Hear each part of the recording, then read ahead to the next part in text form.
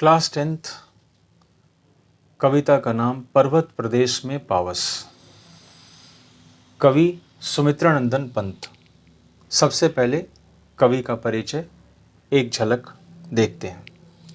20 मई 1900 को उत्तराखंड के कौसानी अल्मोड़ा में जन्मे सुमित्रानंदन पंत ने बचपन से ही कविता लिखना शुरू कर दिया था।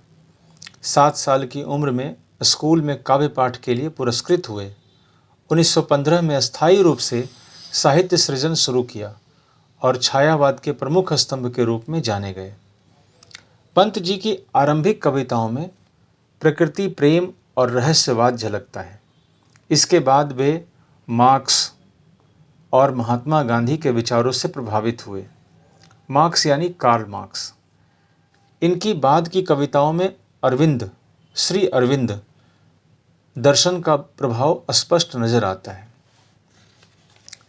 पाठ प्रवेश।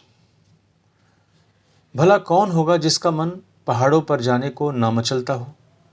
जिन्हें सुदूर हिमालय तक जाने का अवसर नहीं मिलता, वे भी अपने आसपास के पर्वत प्रदेश में जाने का अवसर शायद ही हाथ से जाने देते हों।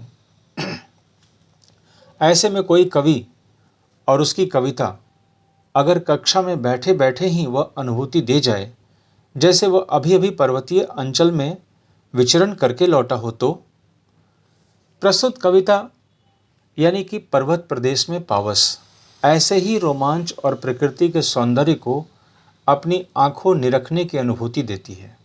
यही नहीं, सुमित्रानंदन पंत की अधिकांश कविताएं पढ़ते हुए यह अनुभूति होती है। यही अनुभूति होती है कि मानो हमारे आसपास की सभी दीवारें कहीं विलीन हो गई हों। हम किसी ऐसे रम्य स्थल पर जा पहुँचे हैं जहाँ पहाड़ों की अपार श्रृंखला है, आसपास झरने बह रहे हैं और सब कुछ भूल कर हम उसी में लीन रहना चाहते हैं। महाप्राण निराला ने भी कहा था, पंत जी में सबसे जबरदस्त कौशल जो है वह है शैली की तरह अपने विषय को अनेक उपमाओं से संवार कर मधुर से मधुर और कोमल से कोमल कर देना। पावस ऋतु थी पर्वत प्रदेश, पल पल परिवर्तित प्रकृति वेश। मेखलाकार पर्वत अपार, अपने सहस्र दृग्सुमन फाड़। अवलोक रहा है बार बार, नीचे जल में निज महाकार। जिसके चरणों में पलाताल, दर्पण सा फैला है विशाल। पावस ऋतु थी पर्वत प्रदेश, पल पल परिवर्तित प्रकृति वेश। मेखलाकार पर्वत अपार, अपने सहस्र दृग सुमन फाड़। अवलोक रहा है बार बार, नीचे जल में निज महाकार। जिसके चरणों में पलाताल, दर्पण सा फैला है विशाल। पावस ऋतु, पावस ऋतु का मतलब वर्षा ऋतु। पावस मतलब वर्षा ऋतु। पल पल, शन शन, पल पल का मतलब शन शन। परिवर्तित, बदलता हुआ, बदल रहा है। प्रकृति वेश, प्रकृति का रूप, प्रकृति यानी कि नेचर। मेखलाकार, मेखलाकार मतलब करधनी के आकार की पहाड़ की ढाल। करधनी के आकार की पहाड़ की ढाल, इसका मतलब हुआ पर्वत से जो ढलान है वही मेखलाकार है। अपार मतलब असंख्य, बहुत सारा। सहस्र, हजारों, सहस्र का मतलब हजारों।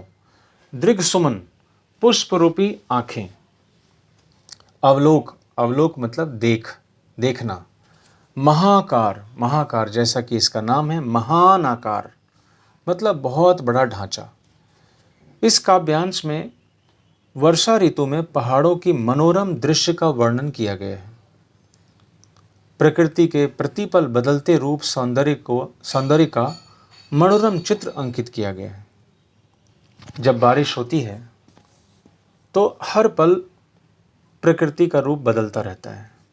उसी का वर्णन कवि ने यहाँ पे किया है। कवि ये बता रहे हैं कि जब बारिश होती है तो पर्वत के ढलान से सारा पानी नीचे आता है और तालाब में इकट्ठा हो जाता है। और जो पानी नीचे तालाब में इकट्ठा है उसी में पर्वत अपने ही आकार को, अपने आप को देख रहा है और उसे ऐसा लग रहा है कि हजारों हजार पुष्प रूपी आँखों से नीचे वो अपने ही आकार को बहुत सारा देख रहा है।